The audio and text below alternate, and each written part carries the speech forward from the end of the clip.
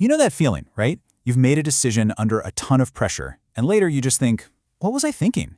Well, today we're talking about the one skill that can change that, reasonableness. And I don't mean just being nice. We're going to break it down as a hardcore, practical skill for when the stakes are highest. So it all boils down to this, doesn't it? Why do we make bad decisions when the pressure's on? Something inside us just seems to short-circuit. Well, it turns out there are two main culprits that are constantly trying to hijack our judgment. First up, we've got our own ego. I mean, think about it. The second our self-image feels threatened, our brain just stops caring about finding the truth. All it wants to do is defend itself.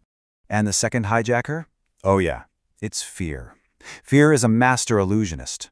It takes what we actually see, throws it out the window, and replaces it with the worst possible thing we can imagine. Okay, so let's really dive into this. Let's look at exactly how these two forces, our ego and our fear, team up to make us fail when it matters the most. You can see the domino effect right here. The second your ego gets triggered, you stop listening. And if you're not listening, there's no way you can be fair. Your emotions just take the wheel. And suddenly, any piece of feedback, even if it's meant to help, feels like a full-on personal attack. Now, let's talk about fear for a second. The thing you have to get about fear is that it's not logical. At all. It doesn't sit there and calculate probabilities. Nope. It takes a flying leap straight to the most catastrophic outcome it can cook up. Think about it like this. You're studying for a huge exam, and you bomb one practice test. To your rational mind, that's just a data point, right? But fear turns it into this final, unchangeable verdict on your entire future. It's brutal. And we see the exact same pattern here. Fear grabs one small moment of uncertainty, puts it under a microscope until it's huge, and shrinks your perspective until that one negative thing is literally all you can see. So, we've pretty clearly diagnosed the problem. Now for the good part. Let's build a solution. You see, reasonableness isn't just one thing. It actually stands on two incredibly important pillars. The first pillar is fairness, and this isn't just about being a good person, it's an active skill. It's the ability to mentally rotate an issue, to try and see it from every possible angle before you make a decision. You could almost call it intellectual empathy. And to be truly fair, you really need these three things. It starts with a basic respect for other people. Then it's about focusing on the overall good, not just what's good for you. And maybe the hardest part? You have to be able to tell your own ego to take a back seat for a minute. Okay, on to our second pillar, self-control. Now this one is the enabler. It's the skill that creates that tiny, crucial space between something happening and you reacting to it. It's what lets your rational mind actually get a word in. And this is so important. Without self-control, all our good intentions about being fair and logical can just go up in smoke. One single moment of intense anger or fear can knock the whole thing over. Self-control is basically what keeps you from flipping the table. So what happens when you combine fairness and self-control? Well, they create something even bigger, something that philosophers have been talking about for, ever. This right here is the end goal, practical wisdom. Aristotle had a fancy Greek word for it, phronesis. But really, it's not about being book smart. It's about being street smart. It's about being effective in the messy, unpredictable real world. I love this because it gets at such a subtle but important idea. Practical wisdom isn't about just splitting the difference or making a weak compromise.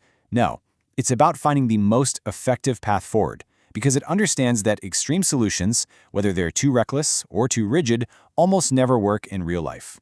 Okay, enough theory. Let's see how this stuff actually works in the arena, in a real-world high-stakes situation. We're going to use the Indian Civil Service exam as our case study. And believe me, that is a true pressure cooker where reasonableness is everything. Just look at the difference here. It's night and day. The unreasonable mind sees failure and thinks, that's it, this is a verdict on who I am.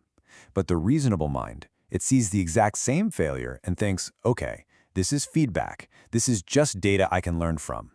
One is a dead end. The other is a roadmap.